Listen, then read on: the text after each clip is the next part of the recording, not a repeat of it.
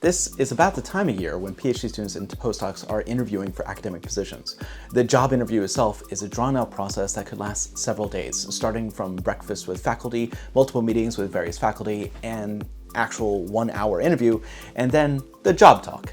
And a job talk can make or break the entire interview process. I want to help you understand how a job talk is different from regular talk and what adjustments you can make to create an effective job talk. I want to tell you about the key difference in my presentations that landed me each of my positions. So let's first talk about a typical academic talk, so that we'll know what needs to change for a job talk. I find that a lot of job talks I go to are really just regular academic talks, which means that the candidate missed a lot of opportunities in their talk. You're going to start the talk with a problem and give an example that everyone can connect with. You want to avoid any deep jargon right in the beginning because you want to make sure everyone can follow the first 2 or 3 slides. The next stage of the talk is to lay out the context of your work. You need to give the appropriate background, mention landmark results or findings related to problems or adjacent problems. Then you want to talk about your own work and your own contributions. You want to include enough details to demonstrate that you did something significant and worth talking about, but not too many details that your audience is put to sleep. In mathematics, that means avoiding extensive proofs. Generally, only include proofs that can be done in a couple of lines, or if it's really necessary, just sketch out a heuristic argument that can be convincing. Remember, fine details are for your paper. In your talk, you need a balance showing just enough material to be convincing and interesting to an expert, but keeping it broad enough that most of your audience can follow about 2/3 of the talk. Essentially, the first third should be followable by graduate students or prepared undergraduates, the second third of the talk by postdocs and general faculty, and the last third you want to blow experts away. This will demonstrate that you can dumb down your work well enough that everyone can understand, but that you are also an expert in the field. These principles still apply to job talks, but you want to do more there too. In your job talk, you're going to want to get several ideas across. First and most important, you want to mold your job talk to address one very important point. You're going to solve a problem that your employer has, or your future employer. You also want to demonstrate that you are an independent researcher and that you not only have a research problem in mind, but a research program. Broadly speaking, a research program is a collection of problems related by some common theme. A good foundational program will have a guiding principle that will allow you to create new projects relatively easily, and will also help you steer away from projects that do not fit within your program. The best way to start crafting a research program is to create a mission statement. This gives a guiding light to the work that you do, establishes why it is relevant, and whenever you're lost in what to do, it gives you guidance on what to do next. This is my mission statement. I should probably pull that up.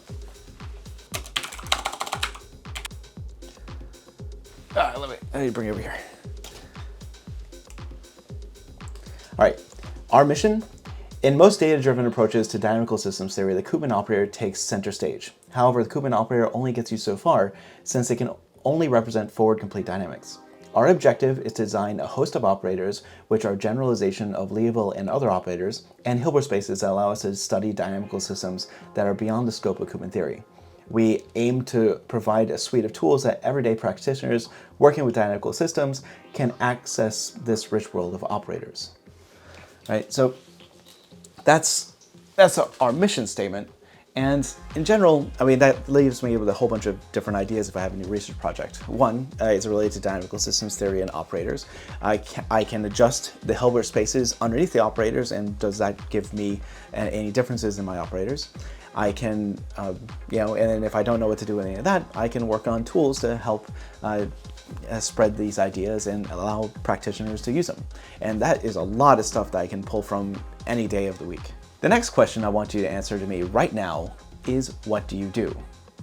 If you answered, I'm a functional analyst, or I'm a control theorist, or I'm a microbiologist, is that a thing? I know nothing about biology. Then that's the wrong answer. That will immediately put you in a box to the interviewers. People connect with stories. Describe what you do with a 1 or 2 sentence story. Something like, I spend a lot of time working on problems that arise in engineering and system identification, where I help engineers find or develop mathematical techniques to solidify their methods. It's been a fun process of discovering new mathematical techniques using functional analysis, and it gives me an opportunity to see problems that other mathematicians don't get to see, and through my collaborations. Do you see the difference there? I mentioned that my tools come from functional analysis, but I also have emphasized that my work is collaborative and interdisciplinary. I got my first postdoc position because of the last 4 words in my dissertation title, the classification of densely defined multiplication and tuplets operators with applications to extensions of reproducing kernel Hilbert spaces. My first postdoctoral advisor had just confronted a paper with reproducing kernels, but he had no idea what they were. He just knew that his competitors were using them, and that made me very valuable in his eyes. You want to demonstrate that you're positioned to solve a problem for your future employer. But to do that, you need to identify a problem that they have. This identification could come from conversations you've had beforehand about your research, or it could be something more general, like the department's teaching requirements or bringing in funding. Likely, it's all of those. If you are interviewing with a primarily undergraduate institution, then they likely have a collection of classes that they need you to teach, and PUIs are always looking for someone that can be involved with undergraduate research.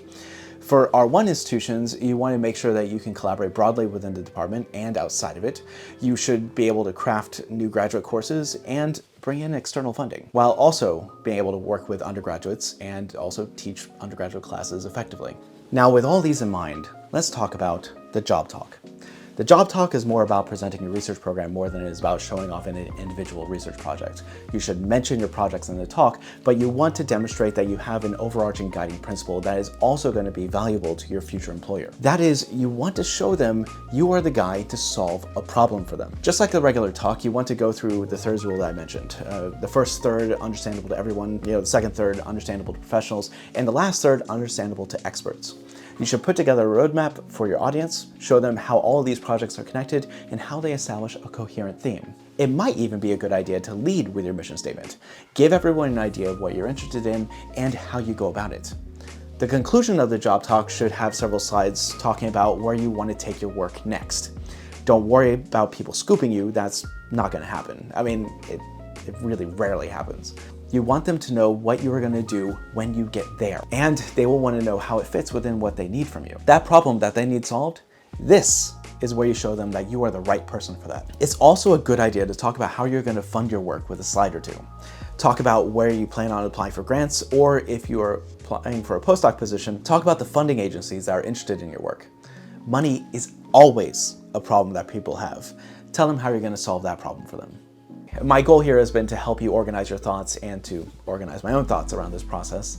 I hope that this can help you. My experience has largely been within R1 institutions, and my knowledge of PUIs and liberal arts colleges I have pulled from my friends and my wife, who is a professor at a PUI. Thank you for watching, good luck, and I hope you have a great day.